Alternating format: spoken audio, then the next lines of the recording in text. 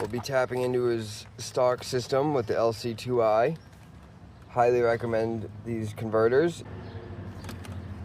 I have the LC7i Pro in my car.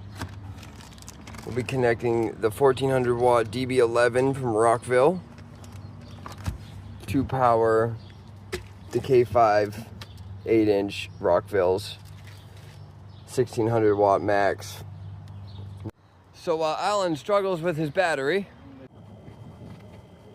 so even though I don't have solder to solder it on, I crimped it. It's nice and secure. It's not going anywhere.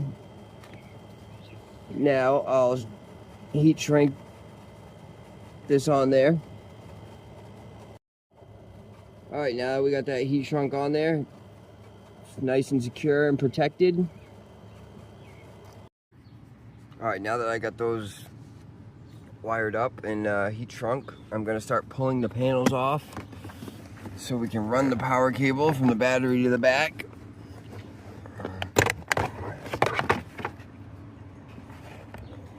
Got some Starburst candies or something under the rug.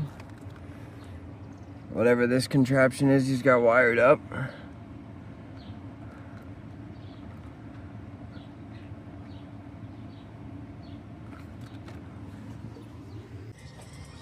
Alright, so we got the wire ran into the front, got it all fused up. It's a 100 amp fuse. It's more than enough for his little amp. Alright, so we got the power cable ran all down along the baseboard. Back up through there, into the trunk. Now he is losing his third row seats because the power cable Rockville sent is not big enough to get all the way to the back.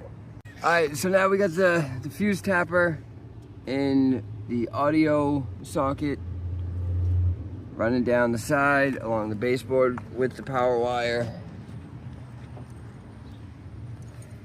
Coming up over here, underneath, and up the back.